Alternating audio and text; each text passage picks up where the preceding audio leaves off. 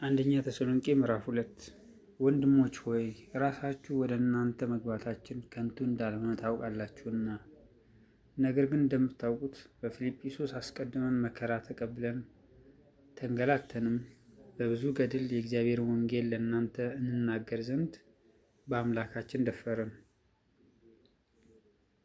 ልመናችን ከስህተት ወይም ከርኩሰት ወይም ከተንኮል አልነበረምና፣ ነገር ግን ወንጌልን አደራ ይሰጠን ዘንድ እግዚአብሔር የታመንን ሆነን እንዳገኘን መጠን እንዲሁ እንናገራለን።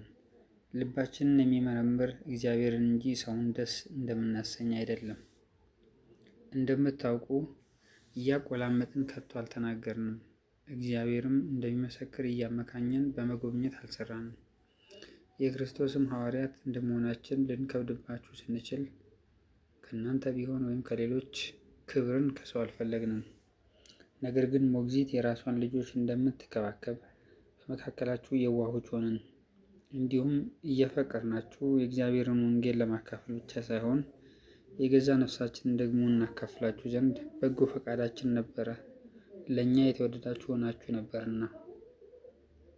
ወንድሞች ሆይ ድካማችንና ጥረታችን ትዝ ይላችኋልና፣ ከእናንተ በአንዱስ እንኳን እንዳንከብድበት ሌሊትና ቀን እየሰራን የእግዚአብሔርን ወንጌል ለእናንተ ሰበክን።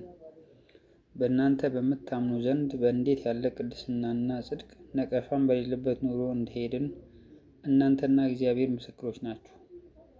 ወደ መንግስቱ ወደ ክብሩም ለጠራችሁ ለእግዚአብሔር እንደሚገባ ትመላለሱ ዘንድ እየመከርንና እያጸናን እየመሰከርንላችሁም አባት ለልጆቹ እንደሚሆን ለእያንዳንዳችሁ እንደሆንን ታውቃላችሁና።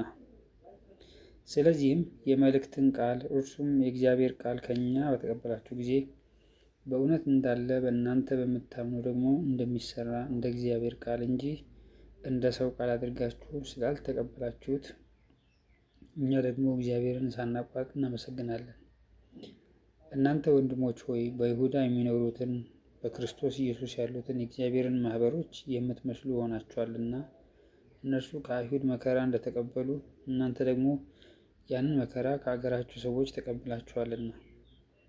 እነዚያም ጌታን ኢየሱስን ደግሞ ገደሉ፣ ነቢያትንም እኛንም አሳደዱ፣ እግዚአብሔርንም ደስ አያሰኙም፣ ሰዎችንም ሁሉ ይቃወማሉ። ሁልጊዜ ኃጢአታቸውን ይፈጽሙ ዘንድ አሕዛብ እንዲድኑ እንዳንነግራቸው ይከለክሉናልና። ነገር ግን ቁጣው ወደ እነርሱ ፈጽሞ ደርሷል።